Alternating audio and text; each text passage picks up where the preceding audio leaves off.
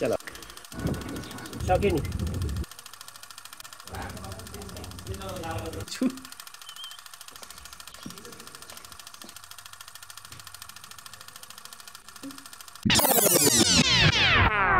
এখন বাজে 5টা। ভিডিও থাম্বনেল দেখে তো আশা করি তোমরা বুঝেই গেছো আমরা এখন কোথায় বেরোচ্ছি।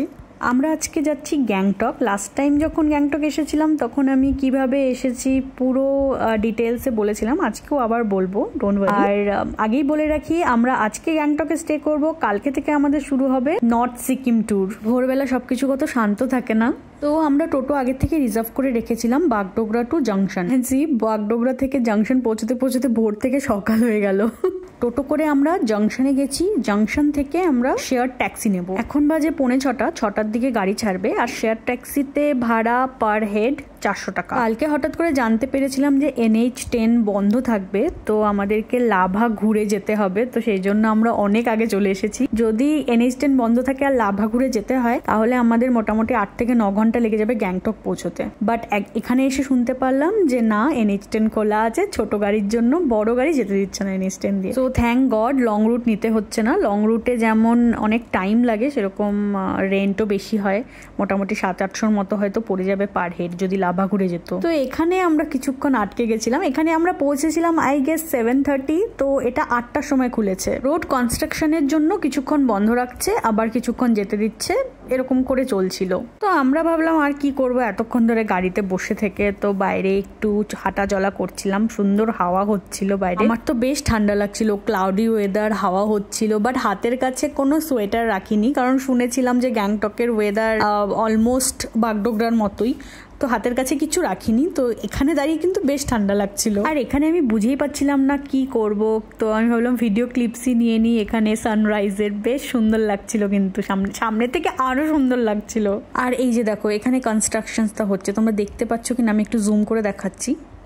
আর জাস্ট দেখো কতগুলো গাড়ি দাঁড়িয়ে আছে আর কতগুলো মানুষ অপেক্ষা করছে কখন 8টা বাজবে। তো এর মধ্যেই আমি দেখলাম এই নদীটা কিন্তু বেশ সুন্দর লাগছে দেখতে। দেখো, তো লাস্ট মোমেন্টে আমি এভাবেই টাইম কাটিয়েছি নদী দেখে, হাওয়া খেয়ে। তো এসব করতে করতেই 8টা বেজে গেল যে কখন বুঝলাম না। তো গাড়ি চলতে শুরু করেছে আবার। এবার ব্রেকফাস্ট করার জন্য গাড়ি এই রেস্টুরেন্টে কিছুক্ষণ দাঁড়িয়েছিল, সবাই আমরা নেমে গেছিলাম ব্রেকফাস্ট করার জন্য। আর এখান থেকে আমি ভিউটা দেখাই। ওপরের দিকে ভিউ তো খুবই সুন্দর লাগছে, পাহাড় দেখা যাচ্ছে, বাট নিচের দিকে দেখো শুধুমাত্র বাড়ি। তো আমরা এখানে অর্ডার করেছিলাম 2 plate chicken momo. I know ব্রেকফাস্টে মোমো খাওয়া ইজ নট হেলদি, বাট ঘুরতে এসেছি, এখন আমি এসব নিয়ে ভাবতে চাই না। তো মোমো নিয়েছি আর সাথে মোমোর সাথে ছিল এই স্যুপ। স্পুনটা কিন্তু আমরা বাড়ি থেকে নিয়ে এসেছি। তো আমরা ট্রাভেলের জন্য এই স্পুন বক্স কিনেছি, যেটাতে একটা স্পুন, একটা ফোক আর একটা হচ্ছে চপস্টিক্স আছে। আমার মনে হয় যারা ট্রাভেল করে তাদেরকে এই বক্সটা রাখা উচিত, কারণ অনেক রেস্টুরেন্টে হয় একটা প্লাস্টিকের স্পুন দিয়ে দেয়, যেটা খুবই আনহেলদি। তো এই স্পুন দিয়ে খেয়ে হ্যান্ড ওয়াশ দিয়ে ধুয়ে আবার বক্সে ভরে নিয়ে নেবো। আচ্ছা, এখানে আমি বলে রাখি মোমোটা দেখতে হয়তো ভীষণ টেস্টি মনে হচ্ছে, বাট মোমোটা খেতে খুব একটা ভালো লাগেনি আমার, ঠিকঠাক লেগেছে। বাট হ্যাঁ, স্যুপটা খুব টেস্টি ছিল আর ঝালটা খুবই ঝাল লেগেছে, আমার খুবই ঝাল লেগেছে। আচ্ছা, আমার মতো এরকম আর কে আছে? আমি ফার্স্টে দেখে নিলাম রেস্টুরেন্টের কেউ আশেপাশে নেই, তো তারপর বললাম যে মোমোটা মোটামুটি খেতে। এই রেস্টুরেন্টের পাশে এই দোকানটা ছিল, তো আমাদের খাওয়া হয়ে যাওয়ার পরে দোকানে একটু এসেছিলাম, এখান থেকে একটু চিপস আর আজওয়াইন নিয়েছি। আর এখানে চকলেট কত ধরনের ছিল, বাপরে। দেন আবার গাড়ি চলতে শুরু করলো অ্যান্ড ফাইনালি আমরা সিকিমে এন্টার করে গেছি। তো শেয়ার ট্যাক্সি আমাদের একটা গ্যাংটকের লোকাল ট্যাক্সি স্ট্যান্ডে নামিয়ে দেবে। এবার এখান থেকে আমাদের আবার ট্যাক্সি নিয়ে হোটেল পর্যন্ত যেতে হবে। এখানে ট্যাক্সি ছাড়া আর কিছু ট্রান্সপোর্টেশন নেই, আর ট্যাক্সিতে প্রচুর ভাড়া নেয়, আর টুরিস্ট দেখলে তো আরো বেশি ভাড়া নিয়ে নেয়। এদের ট্যাক্সি ভাড়া শুনলে না আমি আমাদের ওখানকার টোটোগুলোকে মিস করি। অ্যান্ড ফাইনালি হোটেলে পৌঁছে গেছি। এটা কিন্তু লাস্ট টাইম যে হোটেলে ছিলাম সেই হোটেলটাই। যাক, ভালোই হয়েছে, সেম হোটেল হওয়াতে এখানকার সব গলি আমরা চিনি। এবার আমি ভাবলাম হোটেল থেকে তোমাদের ভিউটা দেখাই, বাট দেখো ক্লাউডি ওয়েদারের জন্য কিচ্ছু দেখা যাচ্ছে না।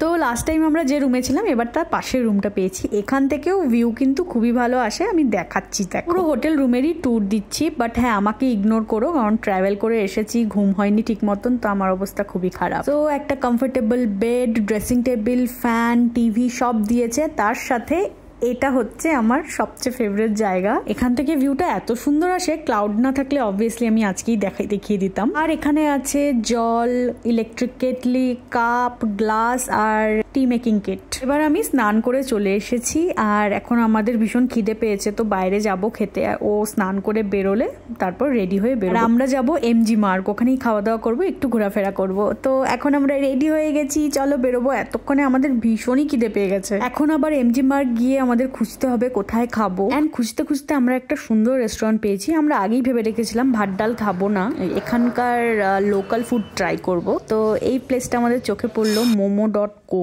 তো এখানে এসে আমরা অর্ডার করেছিলাম চিকেন থুপ্পা আর পর্ক মোমো।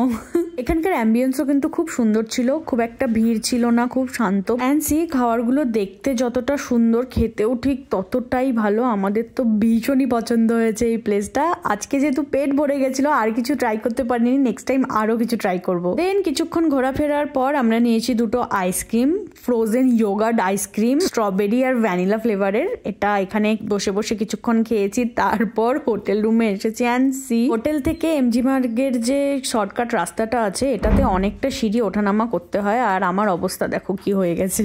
যাই হোক, এই স্টেপটাও কোনো রকমে কমপ্লিট করে ফেলেছি। তারপর আমরা হোটেলে চলে এসেছি, আর এখানে সমীরণ নিয়ে এসেছিল রোজ ওয়াইন, এখানকার লোকাল ব্র্যান্ডের। তো এটাও ট্রাই করছিল। লাস্ট টাইম যখন এসেছিলাম আমরা এখানে পিচ ওয়াইন ট্রাই করেছিলাম, এখানকার একজন লোকাল আমাদের সাজেস্ট করেছিল ট্রাই করার জন্য, আর আমাদের ভীষণই ভালো লেগেছিল। আর আজকে ও রোজ ওয়াইনটা ট্রাই করলো, এটাও ওর ভালোই লেগেছে। আমার ইচ্ছে আছে এরপর ওয়াইন বাড়িতে বানানোর ট্রাই করব। যাই হোক, এরপর আমি কিছু ভিডিও এডিটিংস এর কাজে লেগে গেছিলাম, আর ও দিয়েছিল একটা ঘুম থেকে উঠেছে ঠিক 6টায়, তাও অ্যালার্ম বাজার জন্য। কাজ করতে করতে আমিও 10-15 মিনিটের জন্য ঘুমিয়ে পড়েছিলাম। তারপর ঘুম থেকে উঠে এই ঘুম চোখ নিয়ে আমরা আবার চলে গেছিলাম এমজি মার্গ, কারণ ডিনার আনতে হবে। পাহাড়ে সবকিছু তাড়াতাড়ি বন্ধ হয়ে যায়, তো আমরা ডিনারটা নিয়ে এসে রাখবো, পরে খাবো। এখন একদমই খিদে নেই আমাদের। তো এখানে কিছুক্ষণ ঘোরাফেরা করলাম, কোথা থেকে খাবার নেবো সেটা খুঁজছিলাম। অ্যান্ড সি রাতে এমজি মার্গ আরো সুন্দর লাগে।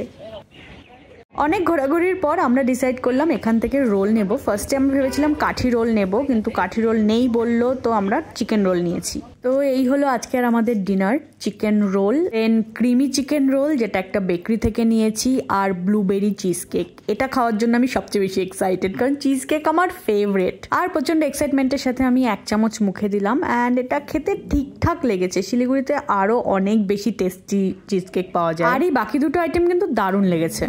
এই ক্রিমি চিকেন রোলটা তো আমরা ভাবছিলাম কেমন হবে, সেজন্য একটা নিয়েছি, বাট এখন রিগ্রেট ফিল করছিলাম। এনিওয়েজ, তাড়াতাড়ি শুয়ে পড়বো, কালকে লং ডে, তো বাই।